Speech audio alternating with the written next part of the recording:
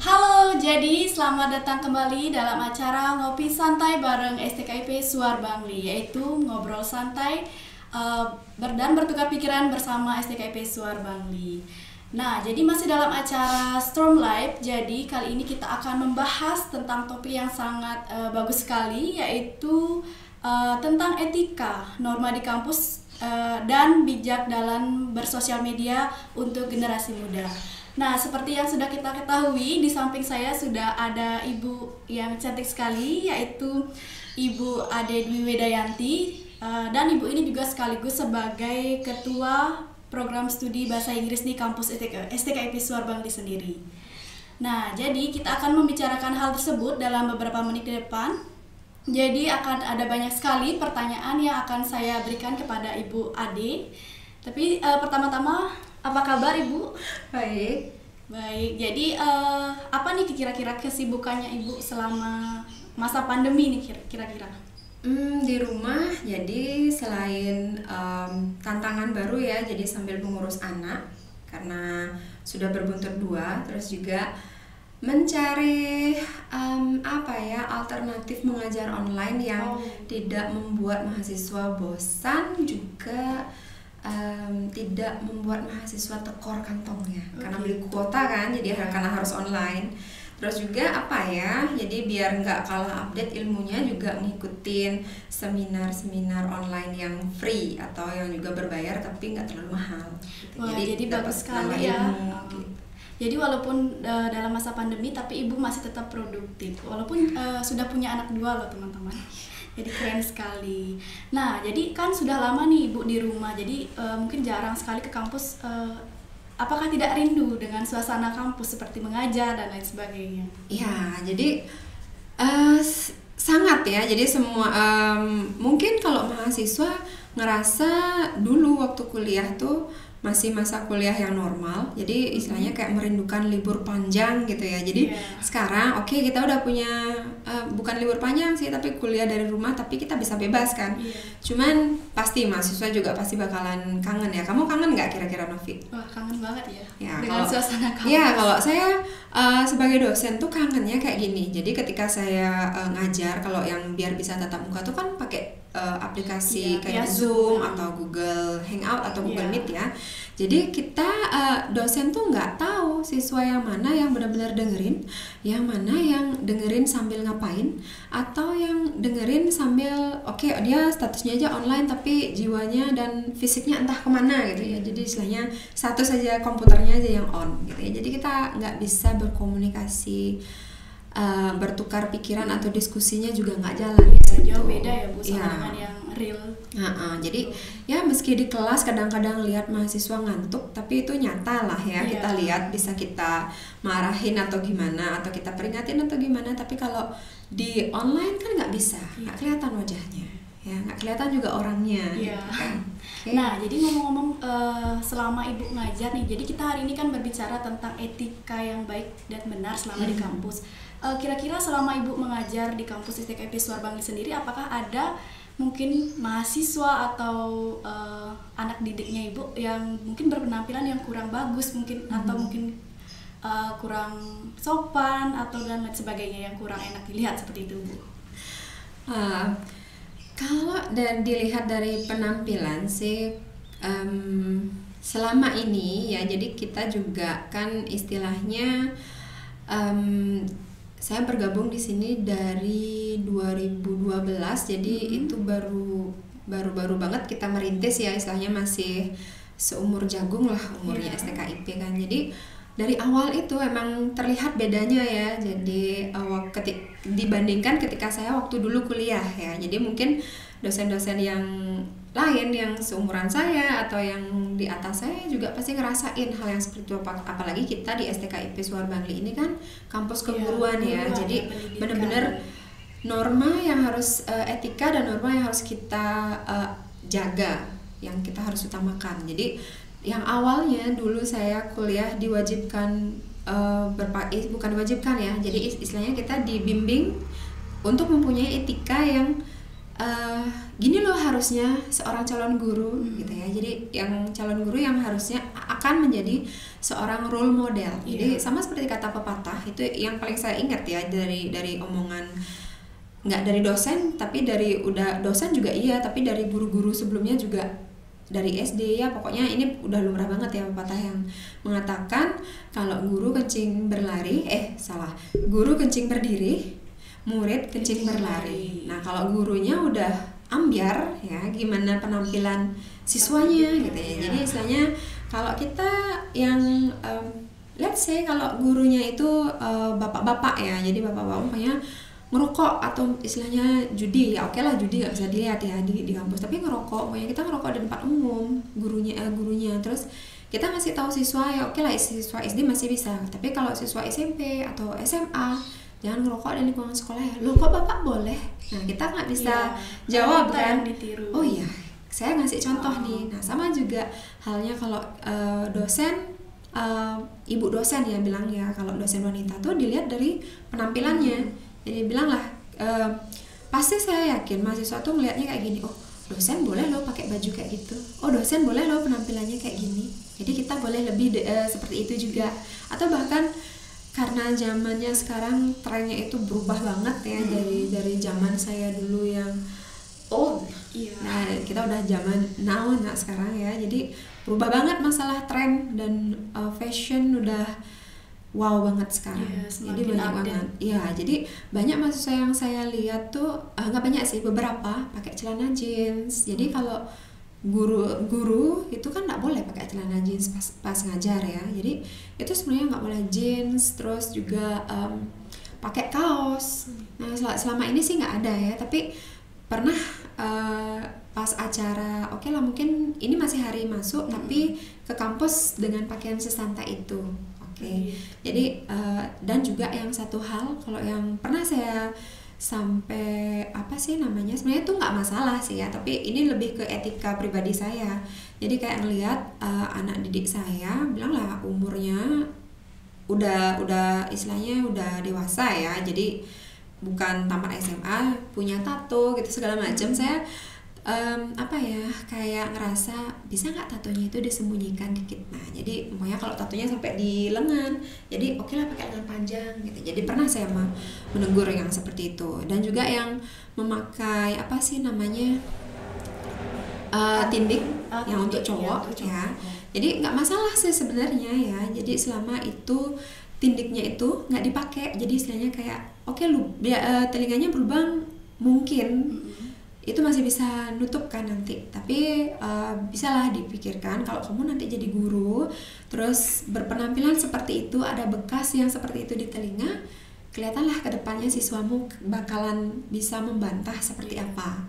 Jadi benar-benar harus diperhatikan. Dan juga bukan di kelas yang saya ajar sih ya, tapi pernah juga saya ngelihat mahasiswi yang ngecat rambutnya terang banget ya, jadi saya kayak wow, gitu ya, kayak cetar gitu.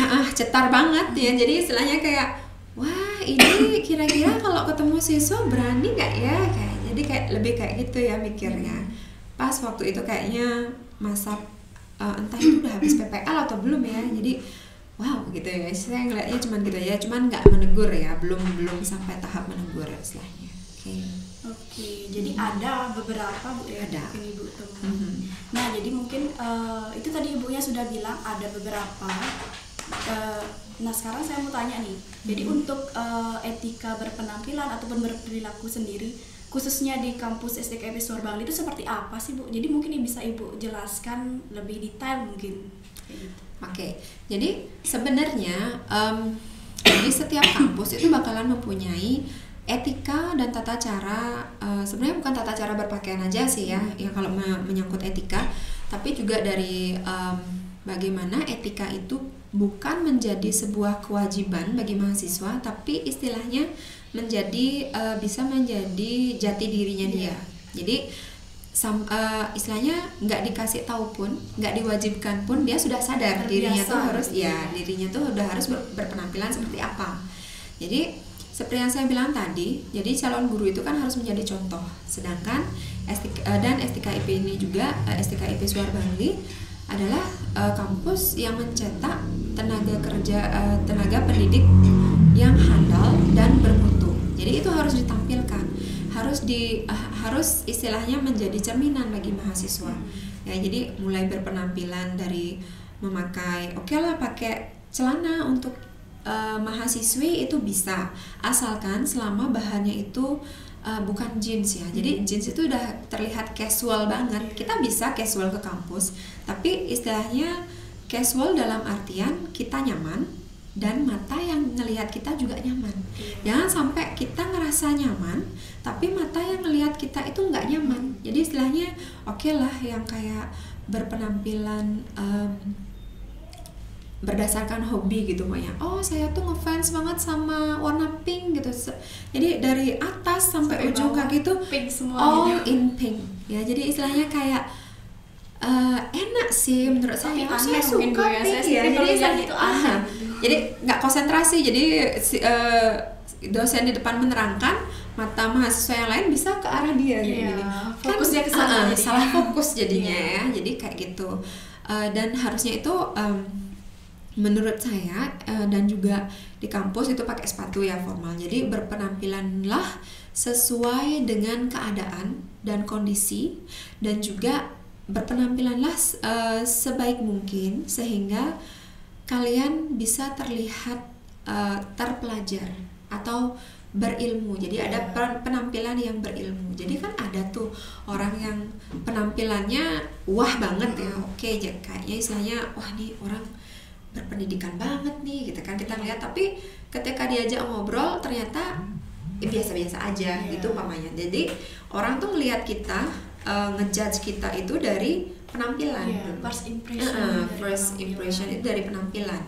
Jadi kalau udah penampilan kita out-outan, sepintar apapun isi otak kita, ini apa ya, aduh nggak dipercaya deh, jangan-jangan sama itu kok kayak gini ya. Jadi istilahnya nilai jualnya kita ya udah di penampilan, tapi jangan over juga gitu ya, biar enak dilihat gitu. Jadi harus menyesuaikan dalam kampus seperti ini, kalau misalkan kita di luar itu seperti ini. Nah, jadi tadi itu tentang etika atau cara berpenampilan yang baik dan benar ke kampus. Nah, kan tadi Ibu bilang ada beberapa mahasiswa nih yang mungkin kurang sopan mungkin berpenampilan ke kampus. Menurut Ibu apa sih kira-kira penyebab dari mahasiswa itu berpenampilan seperti itu ke kampus? Kalau dari hasil riset saya, ya, jadi istilahnya biar lebih biar lebih terjamin gitu ya. Jadi istilahnya pengamatan itu kayaknya yang paling berperan itu adalah kemajuan teknologi. Jadi ikut tren. Ikut tren. Jadi kita udah melihat teknologi, bilanglah kalau kita ke kampus, bukan mahasiswa ke kampus itu kadang-kadang berpenampilan modis ya, bagi yang cowok ataupun cewek itu hanya untuk selfie kadang-kadang ya. Selfie nanti biar pas di foto atau pas selfie itu bagus nih penampilannya kayak gitu. Itu tren-trennya. Terus juga model fashion yang berubah banget, itu yang tadi saya bilang kan ya. Jadi udah ada inspirasi dari mana-mana nih. Jadi istilahnya juga punya banyak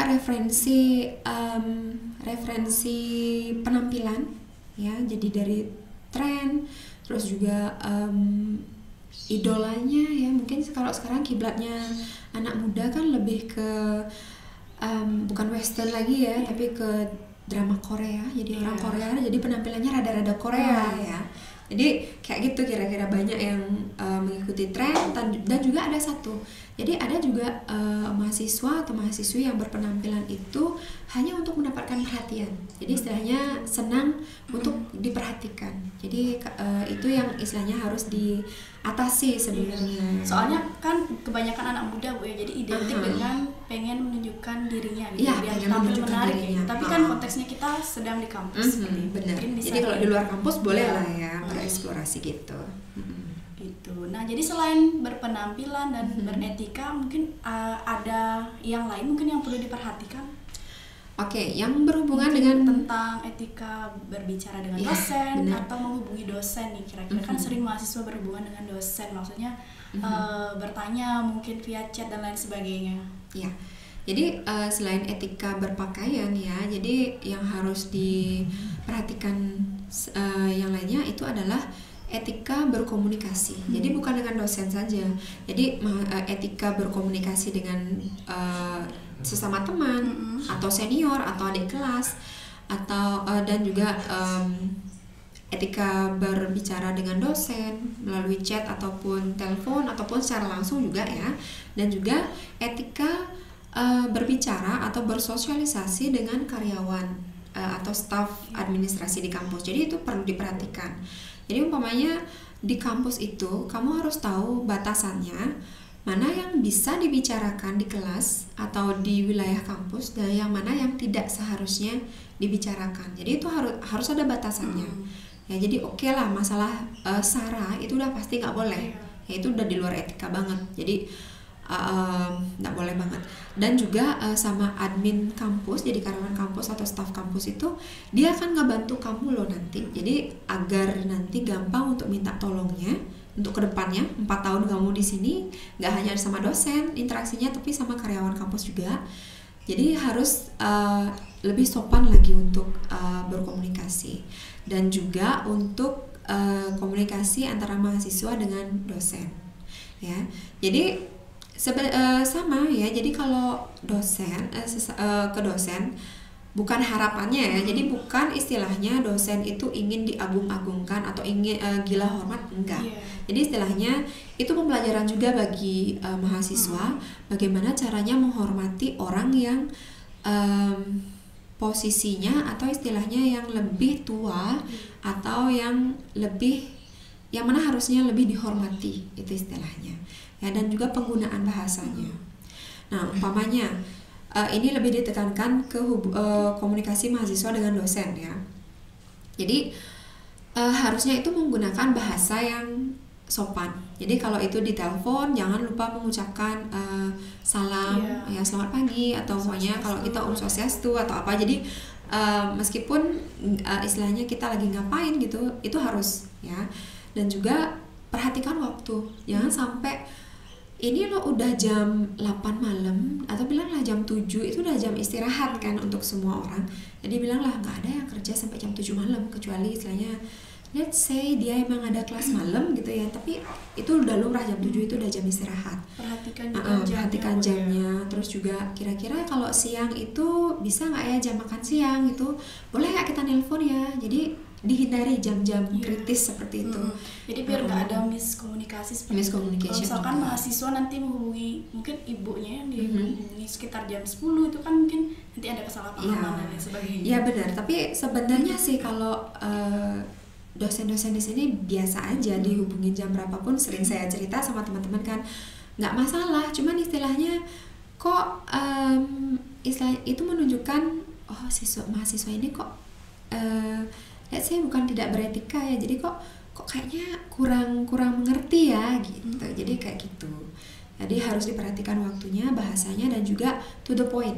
Jadi apa yang mau kamu tanyakan atau apa yang mau disampaikan langsung aja disampaikan. Jadi istilahnya nggak muter-muter dulu ya sampai habisin waktu 1 jam baru tahu poinnya mau ngomongin apa gitu. Jadi to the point. Oke, jadi itu ya tadi teman-teman.